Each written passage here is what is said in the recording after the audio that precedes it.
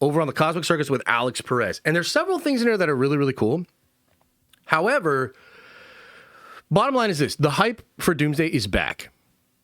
And I want to explain why. Now, I did a video this morning, and I explained some of this in the video. So if what I'm about to say doesn't fully make sense or whatever, I probably did a better job explaining in the video with, actual edits and shit like that. So check that out if you get confused. Having said that, for those of you that already watched that, or for those of you that just want to go over this live, let me kind of get into why I got so excited. And it's actually right at the top of this Q&A. So the question here from Flixie GG, sounds like one of you in chat. Hey, Alex, with Secret Wars coming up, which universe do you think is going to get merged with our 616/1999999 universe? 828, 1610, or completely new one that pulls elements from each? Now, this answer is really cool, and I actually think there's a lot in this answer. So check this out. Alex says, I have heard that the new Earth 616 will combine elements from all of these variant Earths to make it into Earth 616 it was originally.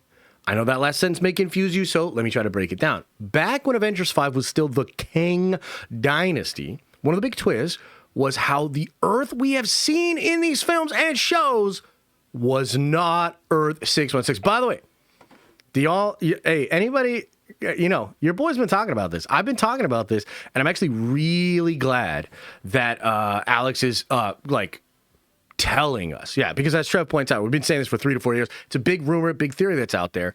Part of the reason I was bummed about the leaks from last week was because it actually made this seem less likely. But there's a lot more here, so check this out.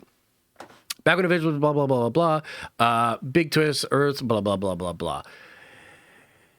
Earth 616, but rather a version of Earth 616 cultivated by He Who Remains that removed many heroes from what was originally Earth 616. This would have been called Earth Prime.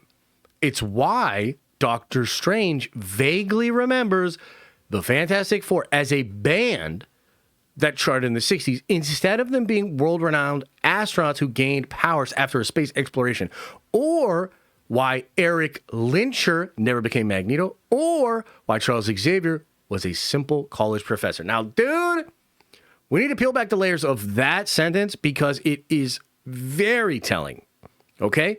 So first of all, I want you to think back to that moment in Multiverse of Madness when the Illuminati is introduced to Steven, and they say, Reed Richards of the Fantastic Four.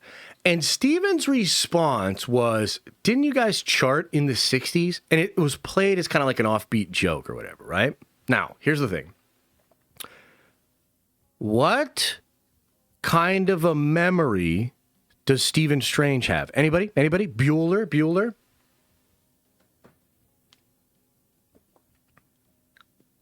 What kind of a memory does Stephen Strange have? What kind of a memory? This is like a plot point in the movie. Photographic memory, yes. How good is Stephen Strange at recalling bands, songs, and old music?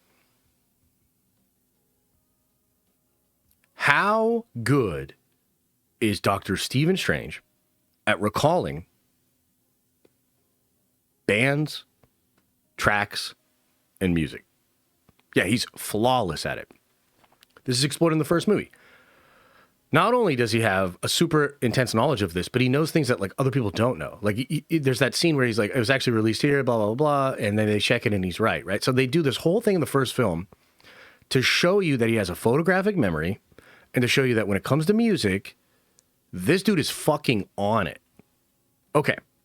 So with that in mind, isn't it interesting that he has some vague recollection of a band from the 60s when the Fantastic Four is brought up that actually flies in the face of everything we know about Steven's memory? Because he wouldn't have a vague recollection of some band that charted in the 60s. He would know exactly what that band was. He would know exactly what tracks they did, etc.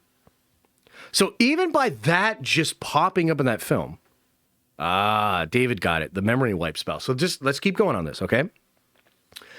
So Steven has a vague memory in a field that he should not have a vague memory of about the Fantastic Four. Now, according to Alex, the reason this is in there is because Steven remembers in some way, he remembers the Fantastic Four in the actual 616 Prime universe. Now, what that means is that it was that Stephen Strange that was with that Fantastic Four in that original Prime universe.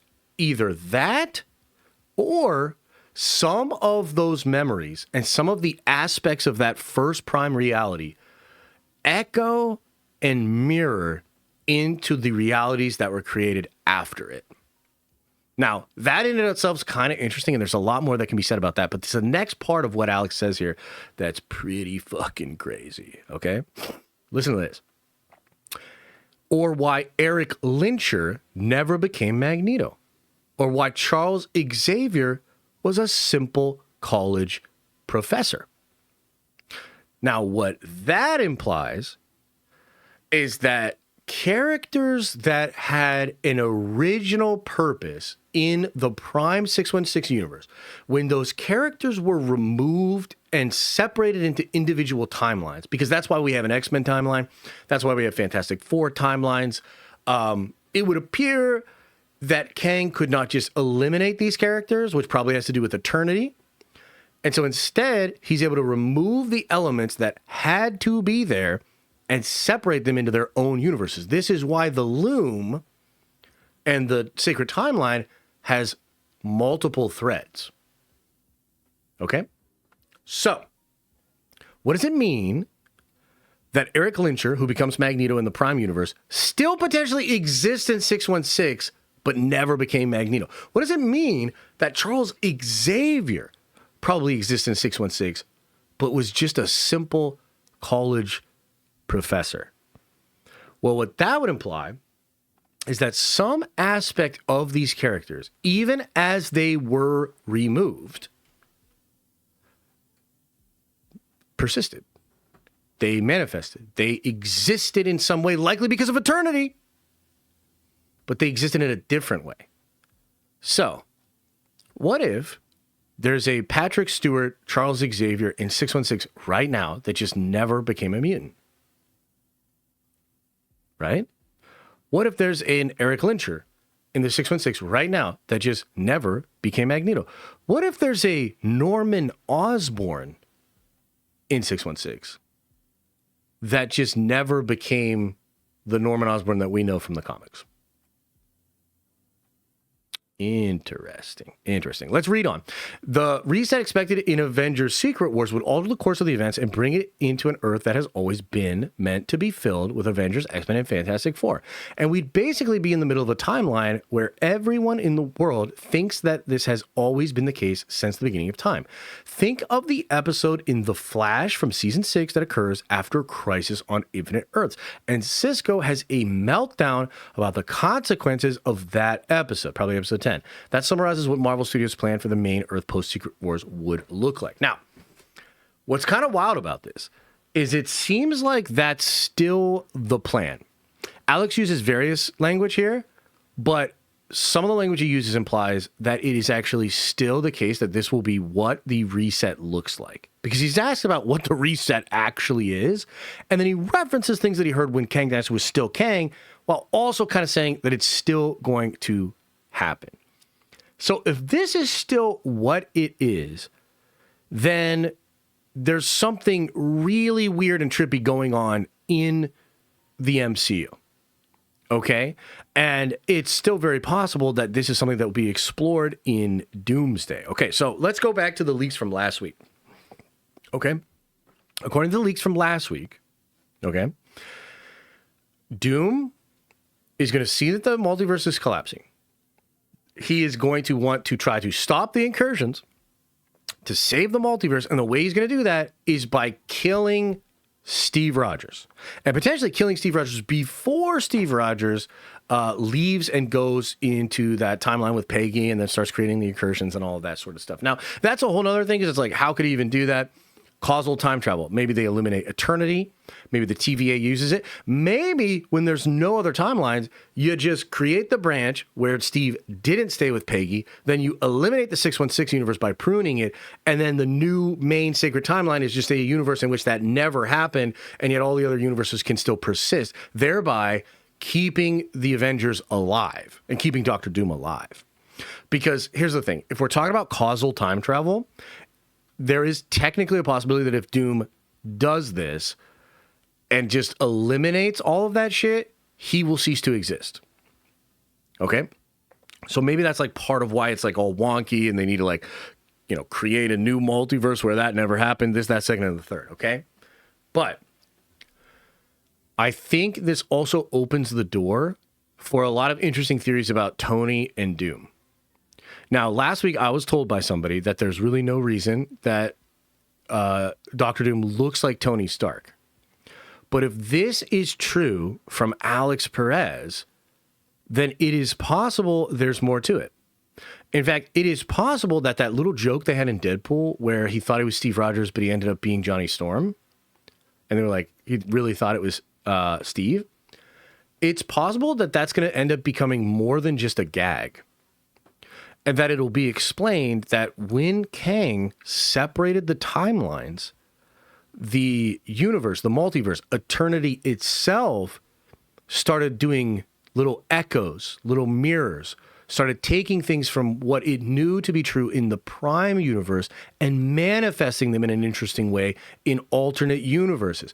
Remember, Sylvie says in the first season of Loki that the universe or the multiverse manifests chaos. It wants to break free from being controlled by the Kangs. And so it is technically possible that if there was a Magneto in 616 right now, an Eric Lyncher that never became Magneto, if there's a Charles Xavier in 616 right now that never became Professor X, would it not stand that there's a Victor Von Doom in 616 that never became Doctor Doom? And could it not be the case that that character becomes Tony Stark? Right? So to me, I first got like a little bit bummed because I was like, man, there's so much opportunity here to do something really interesting and cool. And I thought it would be interesting if like our Stark, like there has to be some connection between Tony and Doom. Otherwise, what are we doing here? You know what I mean? Like, frankly, like what are we doing here if there's not a connection?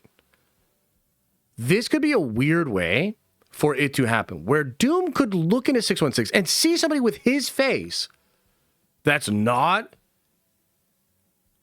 Victor, and realize that likely just because of the shenanigans and the sort of echoing and the mirroring of that prime universe, the being on that world that looks like him, the variant of him, actually was somebody else. It's the same reason why Steve Rogers and Johnny Storm look similar. It's almost like, man, I wish there was a better way that I could explain it, but it's almost like the universes are using the same pieces and mixing them up. You know what I mean? Like but eternity in these universes, maybe Kang, can only use what is.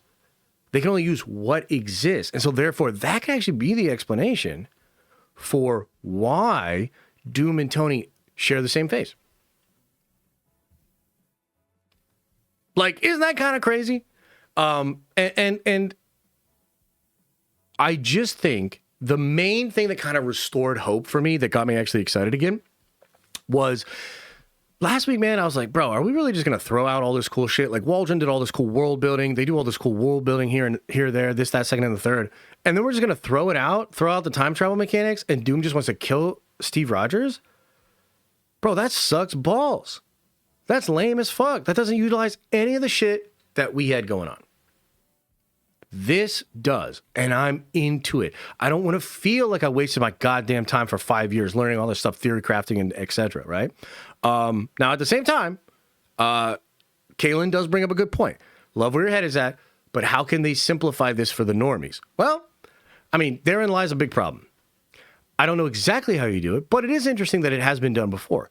You know, Alex points out that Flash episode has already done this. I think there's a way to do it and explain it.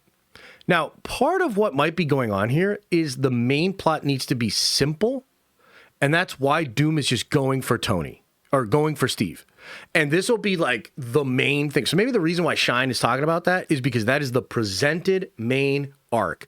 That is going to be what the normies essentially follow along with to have a very straight line of story. And then it will be revealed about the Prime Universe. And then it will be revealed about the connection between these characters. And it'll be revealed that He Who Remains separated them all out. And that's not right. And ultimately, it'll get to a point where Doom takes control, becomes God, creates Battleworld, and makes it in his image. I think the normies can get down with that. You know what I mean? Like, I think the normies can get down with that. So we'll see, though, because that is a fair point. I think at this juncture, it would be a shame if for the sake of trying to make this very simple for the normies, to avoid all of the juice that I think a lot of like Marvel fans and Marvel heads would be really, really excited about. And we have an example of them kind of doing this. Luke, chill out, buddy. Come here, chill out. We kind of have an example of this. Fantastic Four removed a whole bunch of crazy shit. They removed Galactus coming from a different universe and wanting Franklin to restore his universe. They removed that universe being destroyed. They removed a lot of multiversal stuff from the Fantastic Four. And that movie still ain't making that a lot of money. Multiverse of Madness, bajillion dollars. Far From Home, a bajillion dollars. Deadpool, Wolverine, a bajillion dollars. Those are all multiversal movies that have a lot of crazy ideas. So I don't know if there's actual evidence to support this idea that dumbing it down actually results in box office. And it could be the case that people like don't really need it to make perfect sense. Like maybe we can accept it and be like, yo, this is tight. Other people are like, hey, I just want to see all these characters together. Like Thunderbolts seems chill, but I don't want to watch a bunch of depressed B and C level heroes, try to figure shit out. No, I want the best, the most dope characters. Doom, Spider-Man, multiple Spider-Man, Iron Man, all these guys, Captain America, right? If there's enough spectacle and fun, I think the normies are just going to be like, let's go with it. And then I think people like us will make a bunch of videos and talk about it on our Discord, talk about it in streams, and then a bunch of normies will maybe appreciate it a little bit more as we break it down for them. Isn't that what we've been doing since fucking 2008? So, yeah, maybe it works.